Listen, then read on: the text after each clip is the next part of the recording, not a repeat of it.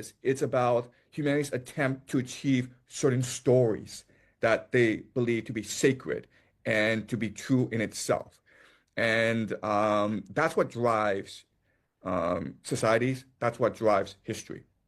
You can another way of saying this is that history is almost eschatological, right? Hmm. So you have people obsessed with the second coming of Jesus, and for them, it's like, how do we create the conditions for the return of Jesus?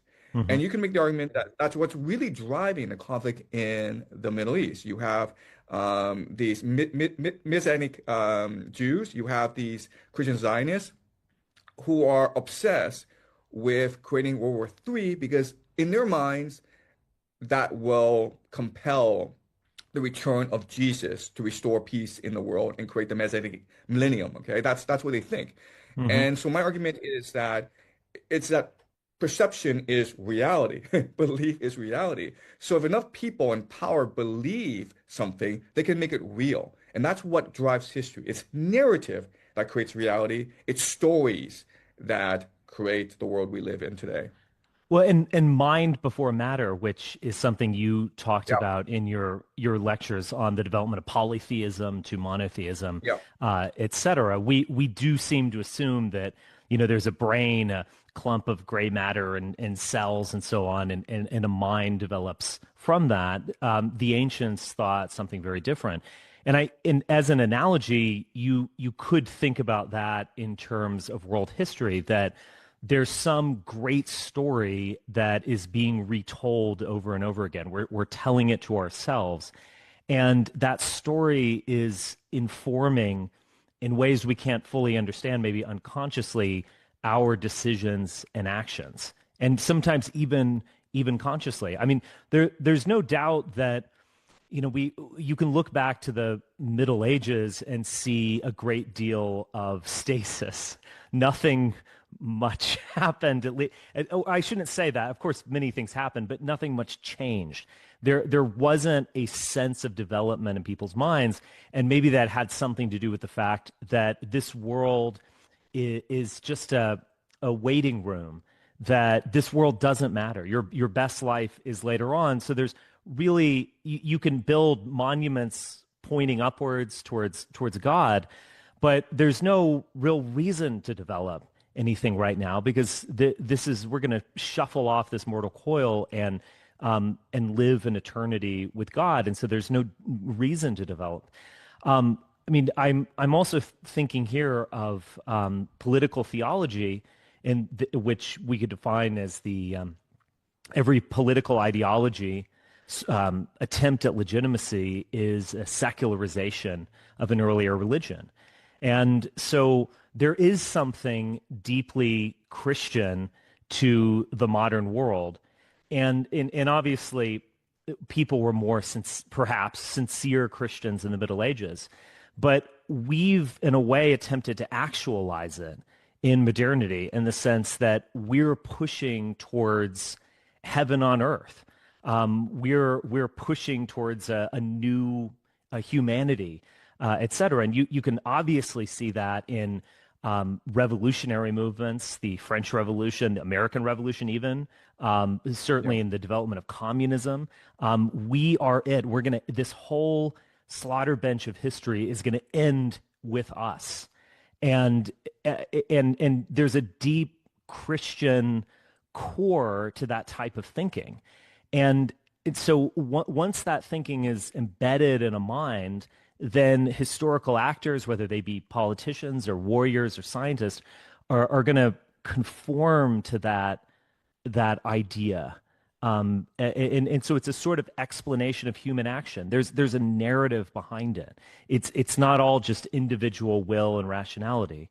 We're trying to fulfill something that's been in our brains since we were children. We're trying to fulfill that in this world.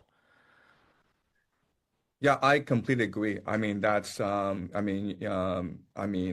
exactly right. I think the major phrase that resonates is heaven on earth. Hmm. And I think that's a major break from the past, where as you say before, we always assumed that this was just a stop on a journey, an internal Hmm. journey through the heavens, and we're here to experience certain things we could not experience up in the heavens because here we have corporal bodies, we're physical, but up there we are spiritual. This is a place. It's part of the journey, but it's not the end of the journey. Um, and everything we do here is to prepare ourselves for the journey up there, which is what really matters. Hmm. And as you say, this past 100 years, I mean, really with the beginning of modernity, right? With Freud and with Einstein and with Virginia Woolf, James Joyce, our mindset has changed so that we believe that we are heaven and we can create heaven on earth. And Hmm. that's really the entire project of Western civilization, of modernity today, to use science, to use psychology, to use economics, to create a paradise on Earth. And on one hand, that's extremely idealistic. But on the other hand, it's also very scary because you can argue that we're playing God. Hmm. And so you see the rise of artificial intelligence, you see the rise of eugenics, you see communism, right? I mean, like these are all attempts to create heaven on earth. But the underlying assumption is that we can be God, and any Christian will tell you that that's actually very dangerous to think. Hmm. Yeah, absolutely. Do you think maybe so much of the disappointment and heartache that we see in everyday life, no one's happy, and I'm speaking as an American. You can Yeah, talk to people on the left, on the right. The left will love that Luigi Mangione shot that fat bastard who had too much money and was keeping healthcare from the people. The yeah, right are in a sort of state of paranoia in many ways about the deep state and the government and people trying to turn them transsexual and so on. There's a general unhappiness. And I was wondering if that had something to do with the fact that we've sort of lost a story, the story of the 20th century. We don't quite have it anymore. We don't have that utopia that we're pushing towards. And let me just throw out one example that's more concrete. Brezhnev, the premier of the Soviet Union, gave a speech at one point in the 19th, I believe in the late 70s, and he said something to the effect, well, Karl Marx wasn't about fairy tales. He was a scientist. And so we're not quite yet at communism. We're still in the socialist stage, but we're, through bureaucratic excellence, moving step by step in that direction. And within 15 years, the whole thing came crashing down. And I think maybe he got it wrong in the sense that Karl Marx is a fairy tale actually at some point. He is telling you a story about the past and this amazing world to come that actually inspires you to sacrifice and to look to the stars and imagine a new world. And the moment the Soviet Union lost that was the yeah, moment that it started to actually come crashing down. And I think there's a lot of similarities in the United yeah, States with Brezhnev as Joe Biden, these old men in charge of this thing. They're sort of calling back to the past, calling back to the Cold War, but they're not really looking ahead. And so I guess what I'm getting at is maybe like that loss of that utopian desire might really yeah. be at the heart of the disappointment that we see everywhere. You'll see it in your neighbors, you'll see it on far leftists, you'll see it on conservative activists. They all seem to agree that it hasn't worked out, that it's getting worse, and that it's not headed anywhere. Yeah, I completely agree. So I'll give you a counterexample to Hmm. what's happening in the Western world. You look at the Houthis in Yemen, okay? These are people in poor all their lives. They have no access to technology. They might have some ballistic missiles brought up from Iran, but I mean, like, they're still a pretty low technology society. They're very poor. But I guarantee you, like the Houthis in Yemen, they're probably happier. They're probably a lot happier than Americans. And there are certain reasons why. I mean, first of Hmm. all, they're extremely spiritual people, right? I mean, like they are. I mean, they are Shias. I mean, they really believe in their religion. There's a unifying story. There's a unifying mythology to their society. That's the first point. The second point is that they're living for a higher purpose. Hmm.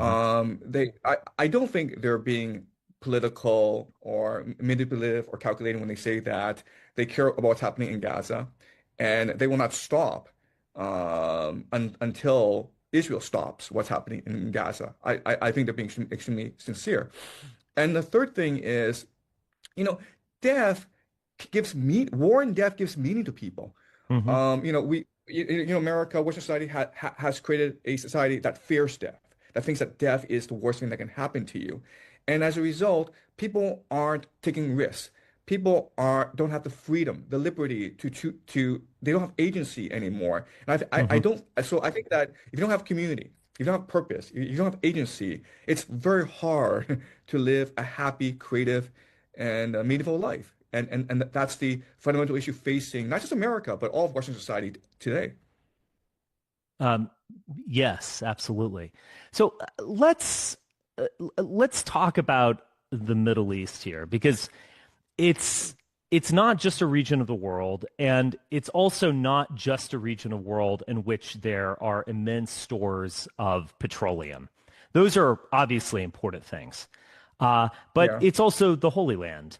It's that's the right. story told in the Torah about a small people escaping persecution under Pharaoh and living in the wilderness and then ultimately marching into Canaan, establishing a kingdom at some point and going through all sorts of adventures and ups and downs along the way. So it has theological importance. I mean, even with someone who's in the news now, Charlie Kirk, they would say, what are your thoughts on Israel and so on. He's like, well, gosh, I feel like there's a lot of violence and ethnic cleansing, but just keep in mind this is where Jesus walked on water and raised people from the Yeah, dead and turned water into wine. yeah, It had this emotional contact yeah, with him, and thus I don't think he could ever give it up because it's on that level of his being. yeah. But how do we understand? Because I mean, you look at the Middle East now, it's blood and guts. Obviously, Israel is engaging in an ethnic cleansing of the Palestinians. There are tons of machinations going on, and et cetera. It looks chaotic, but how do we understand it in terms of a story of from the Bible or a theology? Yeah, so Jerusalem has been at the heart of human history for a long, Mm, long time. And there are many reasons why, right? So you mentioned the eschatological, theological, religious element, okay? And we'll talk about that later on. But we also remember that throughout human history, this region, the Levant, was really the center, the epicenter of global trade. I mean, if hmm. you wanted to go from Egypt to Anatolia to Mesopotamia to Europe, you had to go through the Levant. So the Levant was always contested territory. And back in those days, whoever controlled the trade routes was the empire of that day, and that's why Israel has featured prominently throughout human history, and that's why if you are an Israelite, you really did believe that you were center of the world because everyone was trying to grab your Mm. territory. And as you say today, now there's all this oil in the Middle East. So you make the argument that from a historical perspective, the Levant really is the center of the world. Mm. Certainly, what happens to the Levant is what drives human history. Um, but to answer your question, like if you talk about the eschatological elements, people believe that Jerusalem is the holy city. And I'm not sure if you've been to Jerusalem. I've been to Jerusalem for one day, Hmm. and it is really the most beautiful, the most sacred, the most holy city in the world. Mm. I mean, like you just walk the city, you can feel all that holy energy. It really is a deeply spiritual experience. If you're open to that sort of thing and you just walk the streets of Jerusalem, and it's a really, really small place. It's really cramped, but Hmm. the sort of like religious devotion, the religious energy in that small area. It's just immense, right? It's a meeting place of many different religions. You have the Al-Aqsa Mosque, you have the Church of the Holy Sepulchre, you have of course the Western Wall. So from religious perspective, it's really the epicenter of the world. So I think it's natural for people to believe that this is where history began and this is where history will end, right? Mm. Like, and history ends with the second coming of Jesus. Hmm. And that's what people are praying for. And what's really important for us to understand is it's not just the Jewish faith, it's many faiths. You have the Islamic faith who believe that Jerusalem will be the second will be the end of the world. You have the Orthodox, you have the Catholic, you have all these different faiths that all converge on Jerusalem. And so my thesis is that narrative drives history. And because the Hmm. second coming is such a powerful narrative, people are drawn to that place. But not only are they drawn to that place, but they feel compelled by that they're compelled by their faith to act out their belief. And the story is very, very compelling. Like a world war in which Israel stands up against the entire world, the war of Gog and Magog, uh, Armageddon, and this will Hmm. lead to the Messianic age with Jesus returns. I mean, if you just I'm not a religious person, but I did study literature, and I can tell you that just from a literary perspective, it's a beautiful, moving, compelling story that compels people into action. It's very inspiring, Hmm. and it's really the most powerful story in the world. That like through our actions, for our sacrifice, we can achieve heaven on earth. We can achieve the Messianic age, and if you just act out the script, then everything will be fine. I mean, it really is the greatest drama. It really is the greatest movie, Hmm. and you can be a participant in it. And so I think that's what's going on in the Middle East. And so if this theory is correct, then then we make certain predictions about what will happen in the Middle East. Well, first of all, what's happening in Gaza is certainly part of the eschatology.